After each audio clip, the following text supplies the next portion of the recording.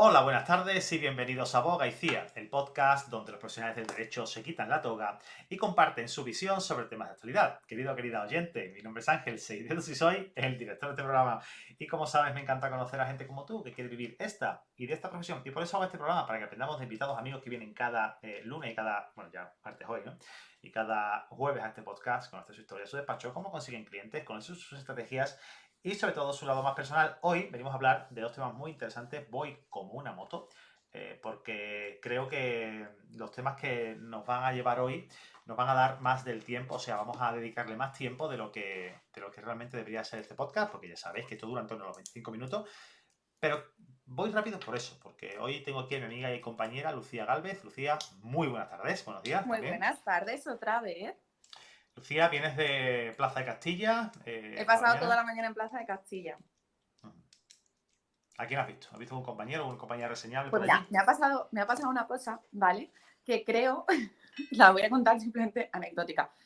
Estaba saliendo del metro, porque he ido en metro y estaba saliendo del metro, y entonces yo veo que un chico como que se me queda mirando, ¿vale? Pero bueno, tampoco le da más importancia. Y entonces, bueno, pues salgo de la estación, cruzo, me voy para Plaza de Castilla. Y entonces en ese momento el chico como que me adelanta y se pone en la cola para entrar al edificio, pero no en la de profesionales, sino en la de la gente común y corriente.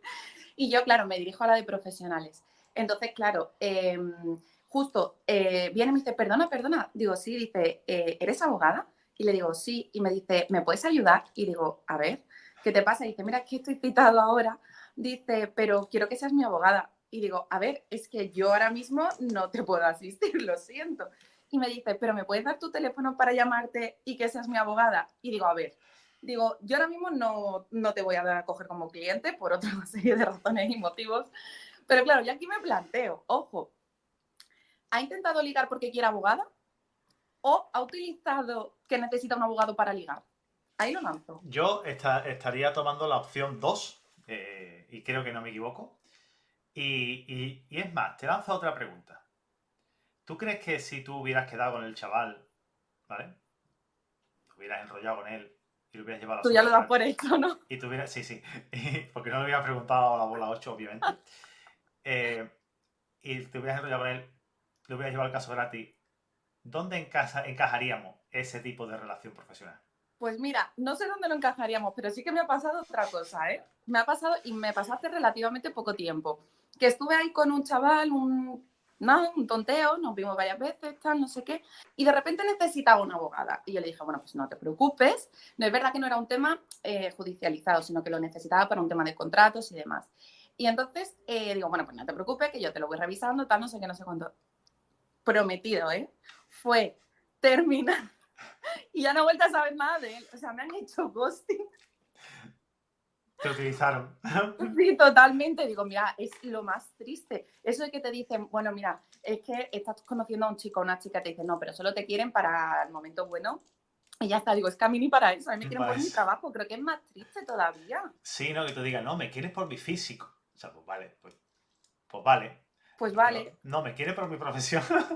o sea, que es muy triste. Eso roza la prostitución. No, verá, no digo por ti, Totalmente. no lo digo por ti, sino una cosa bastante No, pero yo enrevesada. ya, o sea, con cualquier hombre con el que tenga posibilidad, mínima posibilidad de llegar a tener algo, yo ya no le llevo ningún procedimiento, ni Totalmente, consejo, ni nada. totalmente. Como dice aquel, ¿no? En el trabajo y en la olla, no metas Donde la... tengan la olla, no Continuamos con el... llevamos 4 minutos y se nos está yendo la olla, de verdad. de verdad. Vamos a hablar hoy sobre el Día de la Hispanidad, vamos a hablar sobre derecho internacional, vamos a hablar sobre competencia, vamos a hablar sobre esclavismo, vamos a hablar sobre un montón de cosas que creo que son bastante interesantes. También vamos a hablar, aprovechando que la semana pasada fue el día de la Internacional de la Salud Mental, vamos a hablar Justo. también un poquito sobre la salud mental y también creo que Lucía, sin ascensor a su espalda y sin espejo delante, nos va a hablar, creo, de la oreja de Van Gogh. Pero Es que lo estoy pasando muy mal. lo está pasando mal, pero todo esto va a ser en esta correlación. Así que empezamos, si quieres, por el día 12 de octubre, que si bien sabéis todos los presentes y todas las presentes, el 12 de octubre es el Día de la Hispanidad. Los que nos escucháis desde tierra americana, y que me consta que sois bastantes los oyentes, bueno, pues el día se conmemora, los españoles conmemoramos el día de la llegada de Colón a América en el 1492, momento que realmente fue histórico para la corona española y para todos los españoles, porque se descubría el nuevo mundo, ¿no? Pero es curioso, Ángel, y voy a hacer un inciso, que el 12 de octubre, que evidentemente es para lo que los europeos llamamos descubrimiento de América, es bastante curioso precisamente por el hecho de que el mayor o uno de los mayores hitos de la historia fue una de las mayores equivocaciones de la historia, porque Cristóbal Colón no quería descubrir el nuevo mundo. No, iba a las Indias para buscando una nueva ruta, porque ya estaban, antes las rutas se conseguían bordeando África y llegaban hasta la zona de Asia. Y bueno, pues llegó allí, tocó tierra y tocó la española, o sea, Cuba, la zona de... Y de hecho murió sin conseguir hacer la ruta a las Indias a través del Atlántico. Y esto a mí me haría reflexionar, y lo lanzo así la pregunta, ¿cuántas veces nos ha pasado que gracias o debido a una equivocación nos hemos encontrado en otra situación todavía mejor? Piénsalo. Podemos darlo. Pero bueno, continúa, que no te quiero interrumpir. Yo lanzo la pregunta. No, de hecho quiero que me interrumpas a medida de que vaya desarrollando, porque esto me lo he preparado como un plan monográfico. Tengo ciertos puntos en los que voy a ir deteniéndome. Y quiero que me pares y que hagamos inciso, que no sea un monográfico mío, ¿vale? Vale. En este punto, en torno al descubrimiento de América, en torno al descubrimiento del Nuevo Mundo, otros dirán que esa zona del mundo ya estaba descubierta, también estaba descubierta la Hispania en el momento en el que los romanos aparecieron por aquí. Aquí había ya personas, pero ellos descubrieron España, esa Hispania en ese momento. Aquí no nos repartimos los terrenos a los dados como quizás en otros sitios, sino que los terrenos se han ido siempre descubriendo a medida que han ido avanzando las civilizaciones más avanzadas, descubrían y colonizaban sitios en los que pues, no habían llegado, ¿no? Y aquí nace un concepto muy interesante que se trata poco y que se trabaja poco y que se comunica poco, y es la leyenda negra, ¿no? La leyenda negra es aquella España que es culpable de los genocidios acometidos en las Indias durante el virreinato de España, ¿no? Es interesante porque, sobre todo esta leyenda negra, surge como una narrativa que es crítica y que resalta realmente los abusos que durante este periodo de colonización, que bueno, que no sé si llamarlo, sí, fue una colonización, pero no fue realmente una colonia, vamos a también identificar los diferentes términos, sobre todo con los pueblos indígenas que se descubrieron en esos lugares donde España puso la bandera, ¿no?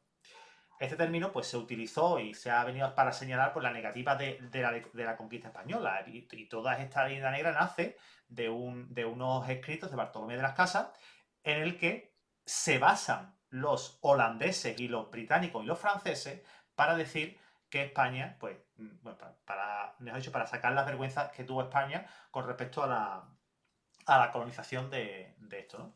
Esto, como varios matices. Antes que nada, todavía no podemos hablar de España. Es decir, estamos ahora mismo en el momento, en el primer momento del descubrimiento de América. Ahí estamos hablando de Castilla y Aragón. Es decir, cuando se inicia la empresa hacia el Nuevo Mundo, tenemos que tener en cuenta que son los Reyes Católicos quienes están en la península en ese momento.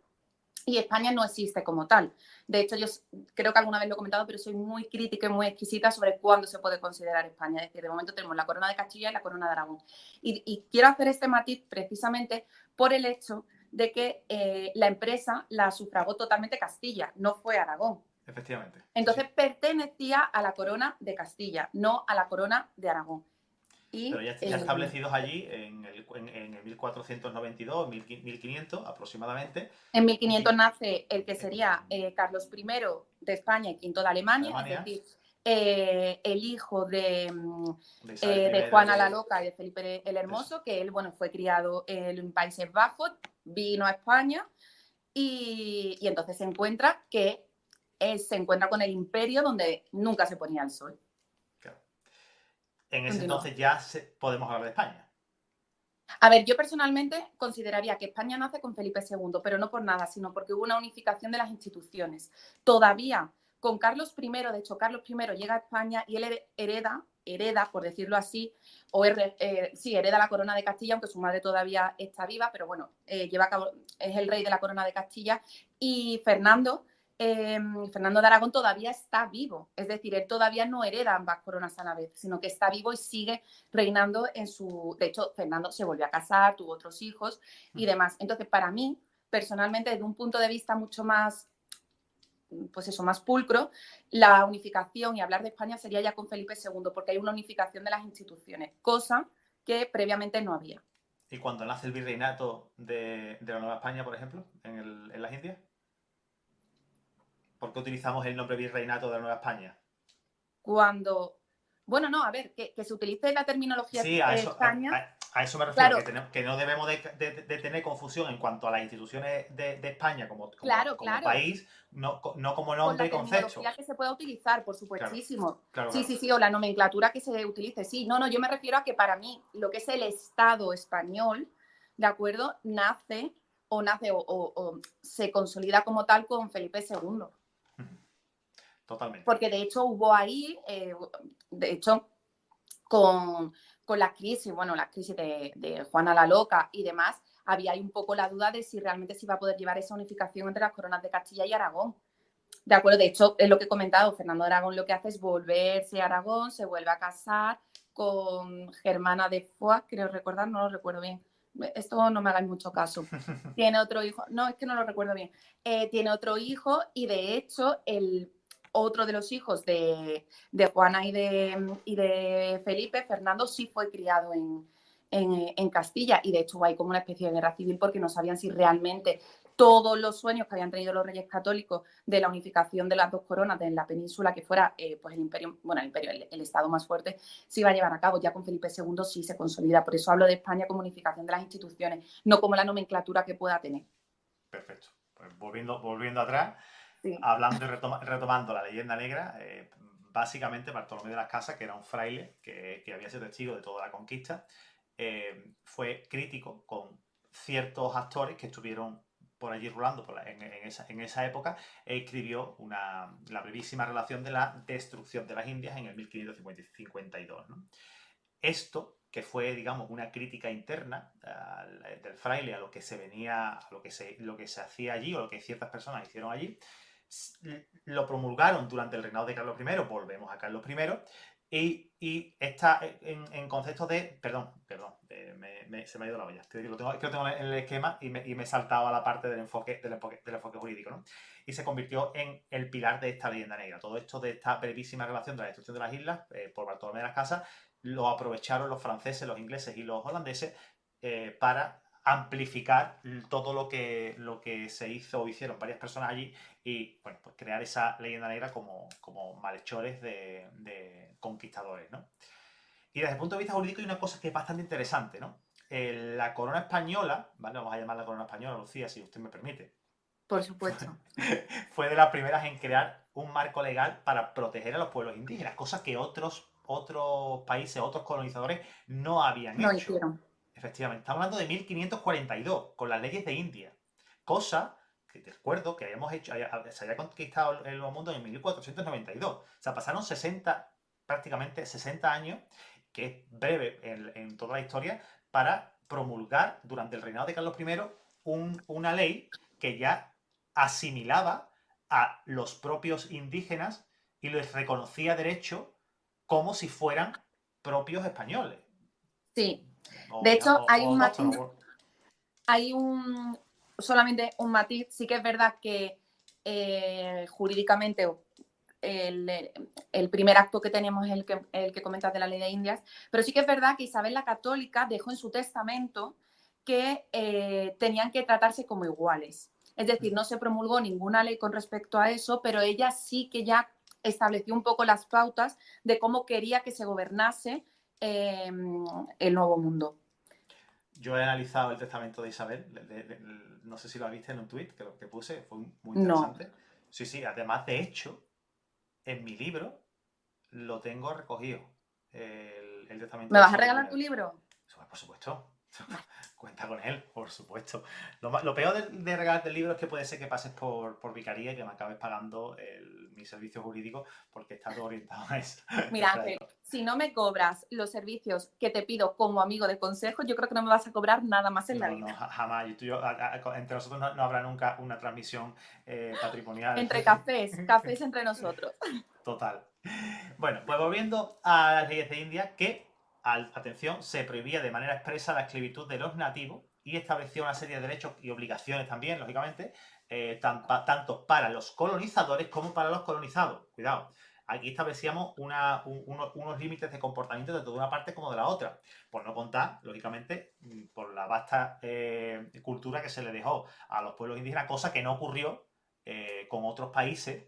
Y defiendo la tesis mía porque la tesis de la leyenda negra no defiende, o sea, jamás hace mención a que los españoles crearon hospitales para los nativos, se permitía el matrimonio consensuado entre los nativos y colonizantes y colonizados, se hicieron instituciones religiosas, también se hicieron educativas, o sea, digamos que se estableció un sistema, unos organismos administrativos dentro de todas lo que fueron las zonas colonizadas para que todos, una parte como la otra, tuvieran y además se pudieran incluso mezclar, porque uno de los grandes problemas... Efectivamente, es decir, no hubo una separación de clases, como podíamos establecer o como pudo pasar en otros. En la parte este de Estados Unidos, en el sur, que ahí sí, efectivamente, estuvieron los británicos. Efectivamente, entonces sí que hubo esa mezcla de entre los españoles que viajaban. Bueno, había muchos andaluces también, vamos a reconocerlo. Sí, que había muchos andaluces. Pero si salieron de aquí a Andalucía, porque aquí cuando, bueno, si ya nos remontamos a Sebastián Elcano, a Juan Sebastián Elcano, también hablaríamos de que aquí se llevaron allí a lo peorcito que había, porque eran todos gente de mal vivir que estaban para matarlo y estaban metidos en una celda y se los llevaron. Bueno, hasta a lo mejor tú y yo también hubiésemos acabado allí, ¿eh? Lucía, ¿tú te crees que en esa época, poniéndonos los pantalones y poniéndonos los zapatos de esa época, tú crees que una persona en su sano juicio, una persona que trabajador, tal, iba a montarse en un barco pensando que se iban a caer al otro lado? O sea, ¿a quién crees que iba ahí en esos barcos? A ver, sí y no. Es decir, sí y no.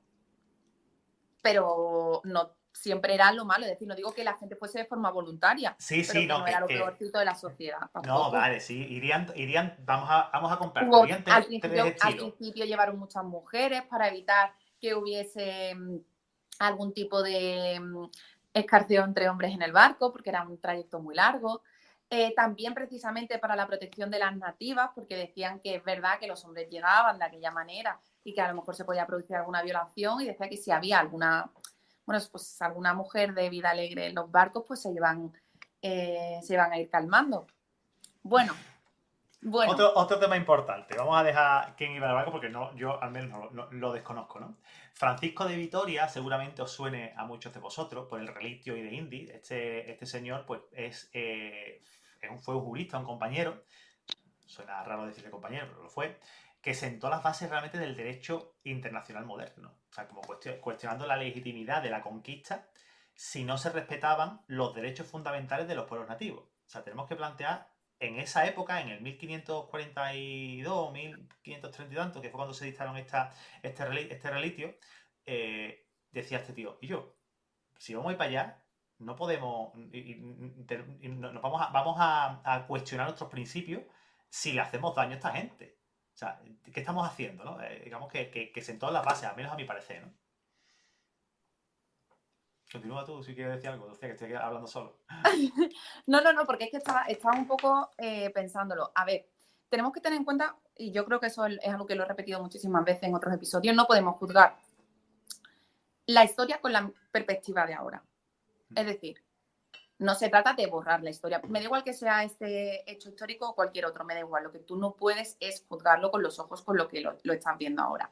Entonces, a ver, sentar las bases de lo que sería el derecho internacional, la protección de los derechos fundamentales y demás, no me estoy refiriendo solamente a este caso, sino en general. Pero cómo se llevaban las conquistas antes, o sea, cómo se hacían las conquistas. A sangre. Es decir, Será así. Entiéndeme, que aquí no vinieron de Marruecos diciendo, oye, mira que no, que aquí vinieron conquistando. Con elefante, Que con sable, mataron a un montón de gente y... efectivamente, al final, el uso de la violencia, que no lo estoy justificando, por favor, que no se me malinterprete, pero que al final el uso de la violencia era el mecanismo que se ha tenido siempre para la conquista de los territorios y de los pueblos. Eso es una realidad. ¿Se han protegido los derechos fundamentales? A ver, partimos de la base de que cuando ¿Existían yo los estoy... derechos fundamentales en 1400? A ver, no, como existir de reconocimiento, evidentemente, un No. poquito. Aunque bueno, te No, voy a no. decir una cosa. La reina no tiene nada que ver con esto. Urraca de León, que se llamaba La Temeraria, fue en el siglo, creo que fue el siglo XII o XI, no me acuerdo tampoco.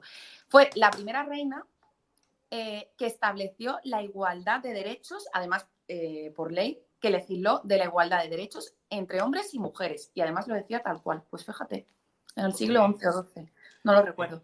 Pero bueno, a lo que iba, existían los derechos fundamentales. A ver, existen unos derechos fundamentales obviamente innatos del ser humano que no tiene por qué estar reconocido en un texto legal como tal, como puede ser el derecho a la vida. A ver, yo creo que eso, hasta ahí llegamos, lo que sería el derecho natural, la base Sí. del derecho natural y demás, o derechos humanos y demás.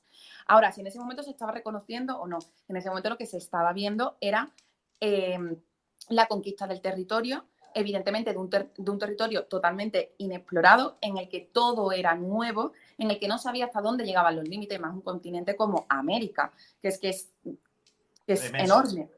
Claro que es inmenso, entonces ellos además llegaron a la isla, es decir, de ahí no sabían todo lo que iban a seguir explorando y todo lo que iban a seguir encontrando.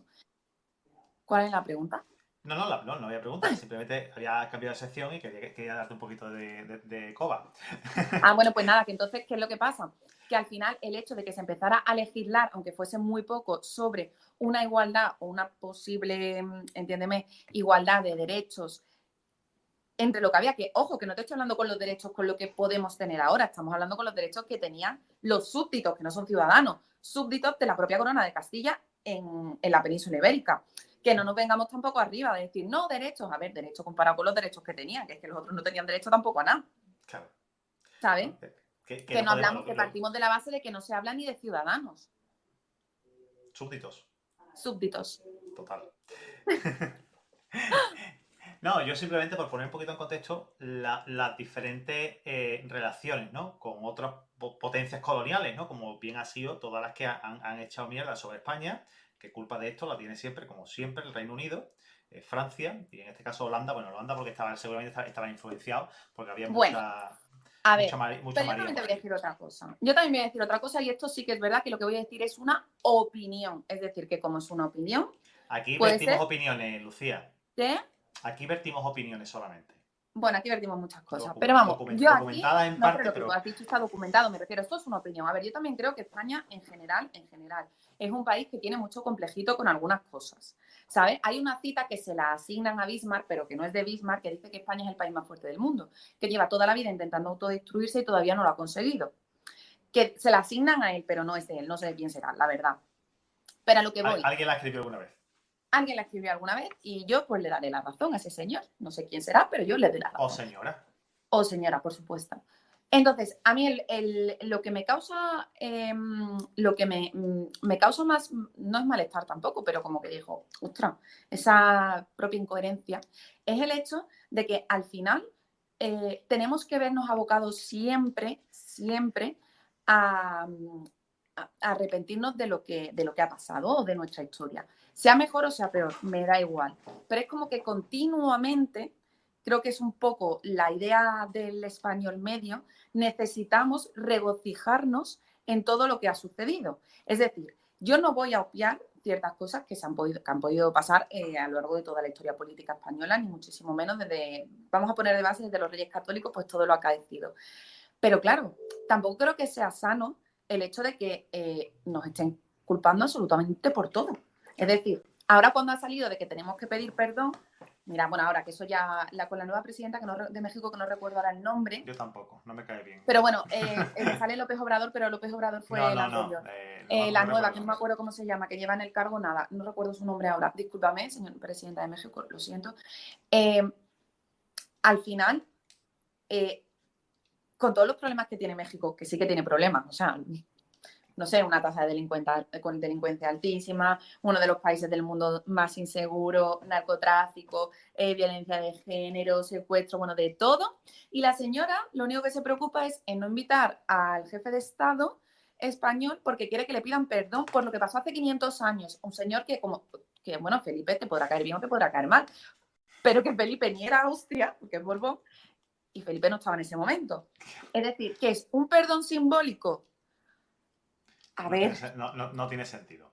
a Sobre ver, todo, que sobre si todo, quieres que te ¿verdad? Que no. pidamos perdón, No, hay que que muy buscar bien. un enemigo común, Lucía. Si tú te buscas Claro, un a enemigo eso común, voy. la comunicación es más sencilla, ¿sabes?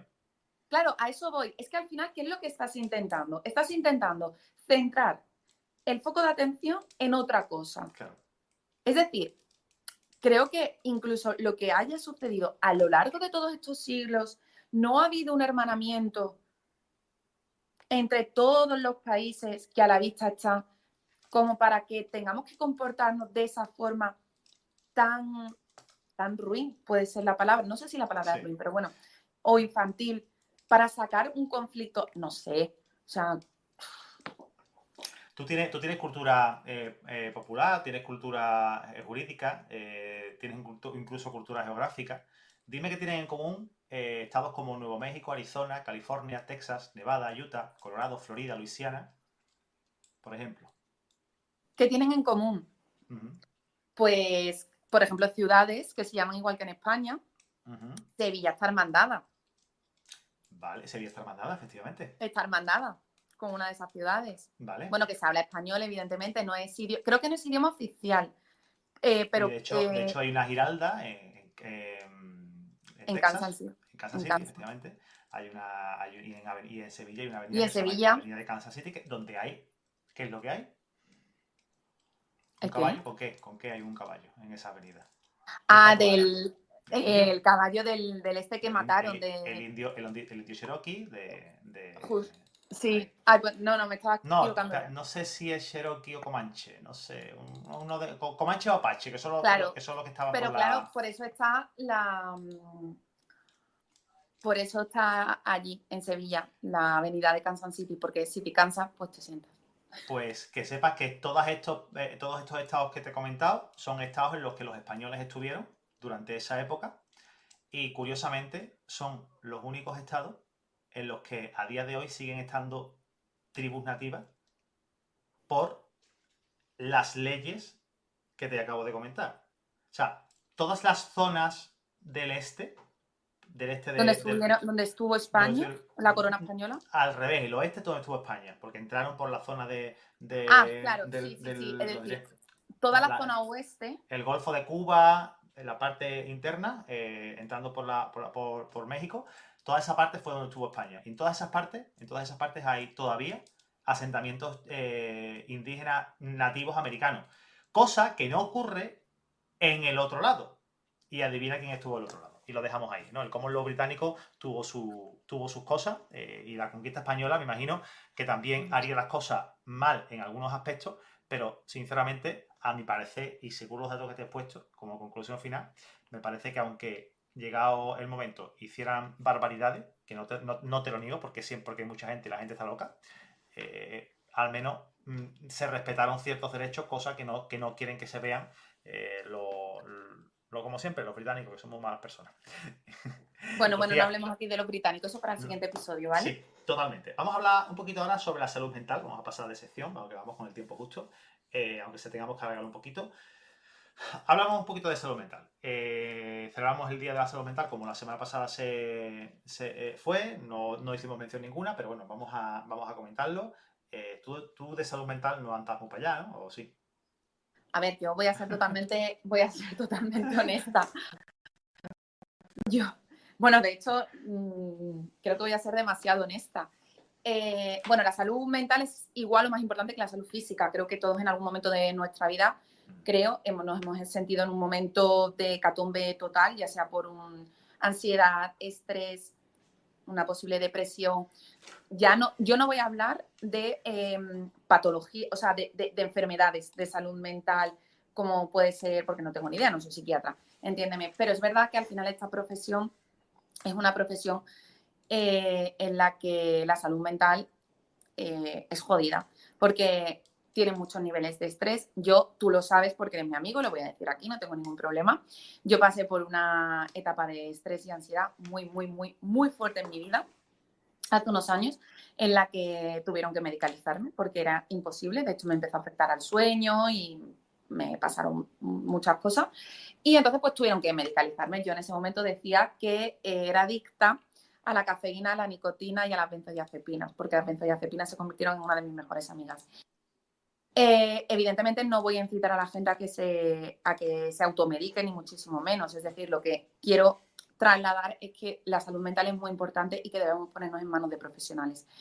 En mi caso concretamente, como digo, fue una situación que yo no supe gestionar y que la forma que tuve en ese momento, con los conocimientos, con los mecanismos que tuve, fue volcarme mucho en el trabajo. Al volcarme mucho en el trabajo, lo que hacía era aumentar, yo no quería pensar en ciertas cosas y lo que hacía era aumentar esa carga de estrés y aumentar todavía más esa ansiedad. Yo recuerdo pasar noches sin dormir, donde me dicen, ¿no tienes sueño? Claro que tengo sueño, pero mi cerebro está en una estimulación tan sumamente fuerte, continua, que a mí no me dejaba relajarme, entonces yo no podía dormir. Y bueno, pues es lo que os digo, tuve que pedir ayuda y creo que ha sido de las mejores decisiones que he hecho. Sí que es cierto que hablamos muchas veces. Y no pasa nada por pedir ayuda, ¿verdad? No, para nada. De hecho, os voy a decir una cosa, yo tardé en pedir ayuda, pero por mi propio ego. O sea, eso lo tengo que reconocer. Y por mi propia cabezonería, porque era de, no, yo puedo. O sea, yo puedo. Claro, sí, ¿Cómo tú puedes. te preguntas, ¿no? ¿Cómo me va a pasar esto a mí? O no te No, lo. mi problema fue que yo no era consciente. Es decir, que yo normalicé ciertas situaciones y circunstancias que era de, bueno, sí, es que, claro, estoy trabajando mucho, es que estoy cansada, estoy agotada y estoy súper saturada, pero es que estoy trabajando mucho. Yo en ese momento también estaba dando clase, claro, que estoy trabajando mucho. Era como que lo normalizaba. Pero claro, cuando ya iban pasando las semanas y yo veía que no podía dormir, que en mi caso, por ejemplo, me daban ataques de pánico. Voy a contar algunas anécdotas. Una de ellas me pasó, yo en ese momento trabajaba en un despacho en la Gran Vía de Madrid y de mi casa a ese despacho había 6 paradas de metro. Entonces, a mí me empezó a agobiar muchísimo, muchísimo las aglomeraciones. Y yo me acuerdo de meterme en el vagón del metro para ir a trabajar y mi mente tenía asimilado que tardaría alrededor de 12 minutos, como una media de 2 minutos entre una estación y otra estación. Uh-huh. Mi mente era capaz de controlar que durante 12 minutos yo iba a estar allí, sin problema. Ahora, si el tren se retrasaba por lo que fuese, porque podía pasar que se retrasase, yo ya empezaba a sentir los síntomas, valga la redundancia, de la ansiedad. Empezaba a tener sudoración, empezaba el entumecimiento de las piernas, se me secaba la boca. Entonces yo tenía que salir de ese vagón. Como fuese, en la siguiente parada yo me tenía que bajar. Me pasó otra vez, eso me ha pasado en varias ocasiones. De hecho, esa fue recuerdo que fue la Semana Santa, justo después del COVID. Claro que todos en la calle, la primera vez que salían procesiones. Yo no pude salir de mi casa, porque a mí me aterraba la gente, me aterraba. Recuerdo otro episodio que me dio que me monté en el coche, tenía el coche aparcado, me monté en el coche y yo no sabía arrancar el coche. Es decir, yo me monté y yo no sabía lo que tenía que hacer. Entonces, claro, en una situación que yo dije, esto ya no es normal. Y ahí fue cuando tuve que pedir ayuda. Tuve que pedir ayuda y fue, en mi caso, fue farmacológica y terapéutica. Hombre, como todo hay casos más graves, casos más livianos, Sí. que en tu caso es un caso extremo, lógicamente, ¿no? Pero lo bueno es poder saber cuándo tienes que cogerlo a tiempo, ¿no? Si tú ves algo que ya es anormal, joder, pues intenta establecer ciertas cosas que te vengan bien para tu continuidad, digamos, ¿no? Por ejemplo, ¿no? Yo nunca he tenido crisis así. He tenido crisis de estrés, de agobio y de sentir que no puedo, ¿vale? Todo lo relacionado con la familia, ¿no? Las niñas, el trabajo, el negocio, la casa, o sea, de llegar a bloquearme, de decir no puedo, y de hecho hace un par de semanas un ataque de ansiedad, el pecho cogido, no podía, y claro, ¿cómo liberas eso, ¿no? Primero hablando, ¿no? Con cualquier persona que te pueda escuchar, que tú le hables y le cuentes, oye, estoy agobiado, me pasa esto. Pero realmente son cosas, o al menos yo me di cuenta de que era una situación en la que yo no controlaba. O sea, que, que no que dijeras tú, yo puedo hacer algo con esto, es que no puedes hacer nada. O sea, No, es un bloqueo tan brutal que no sabes qué hacer. O sea, y no solo eso, solo sino que, respirar y me ahogo, me duele el pecho, no sé. a ver, lo mío terminó, pero lo mío terminó porque yo empecé también a somatizar físicamente ciertas cosas y entonces empecé a adelgazar muchísimo por esa época. Me daban brotes de urticaria por el cuerpo, bueno, y lo mío fue también muy extremo, lo tengo que reconocer, lo tengo que llegar a decir. Que bueno, cuando me dicen siempre qué contenta estás, que sí, bueno, detrás cada persona libra su batalla, ¿no? Pero bueno, yo en mi caso acabé hospitalizada. Es decir, yo en mi caso me tuvieron que hospitalizar con un pequeño fallo cardíaco, precisamente de mi corazón ya no podía más. Y bueno, por otra serie de circunstancias, me tuvieron que hospitalizar. Y entonces ya dije, aquí hay algo que no, que esto ya tengo yo que bajar y tengo que hacerlo de alguna manera. Y el problema es que esto es la pescadilla que se va mordiendo la cola. Porque claro, tú te crees capaz. Por lo tanto, inconscientemente cada vez te vas alejando más de tu entorno. Porque tú sientes que lo que a ti te está pasando no te entienden, no te comprenden. Y a lo mejor puede ser, porque al final es mucho más fácil comprender a alguien desde la experiencia, lo que hablábamos el otro día, ¿no? O desde cuando hemos vivido una situación similar, desde esa empatía. Porque a lo mejor a mí me llega alguien ahora diciéndome, tengo esta sintomatología y sé lo que le tengo que decir. Otra cosa es que me haga caso o no, pero lo sé, porque yo he pasado por ahí.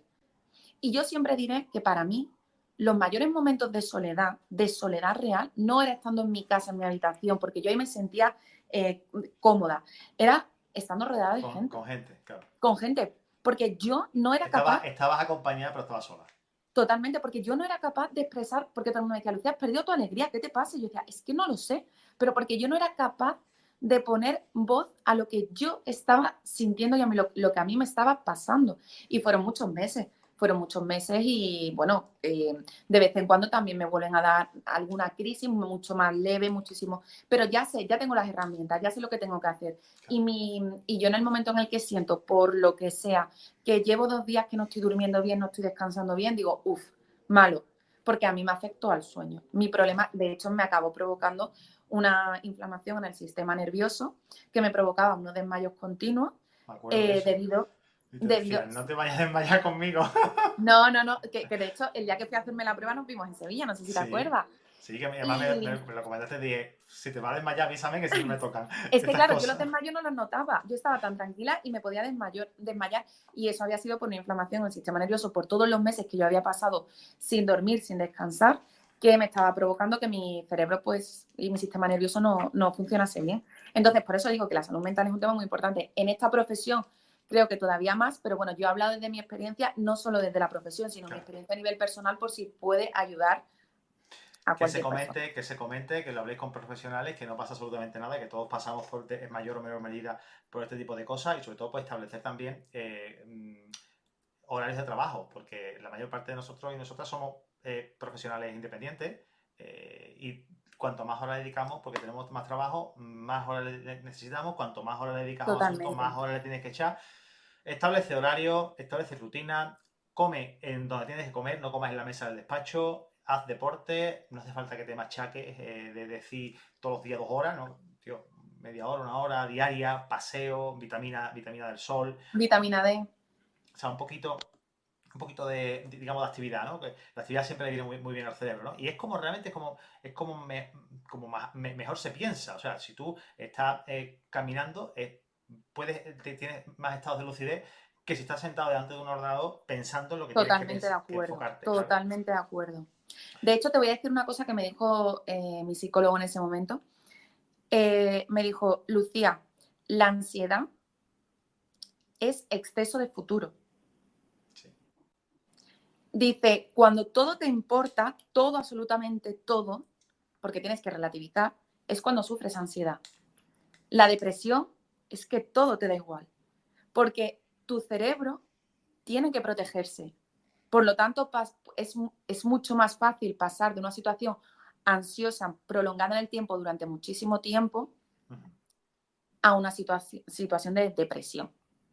Porque tu cerebro tiene que protegerse, tu mente tiene que protegerse. Porque Entonces, ¿qué es lo que protege el cerebro? La vida. justo, Claro.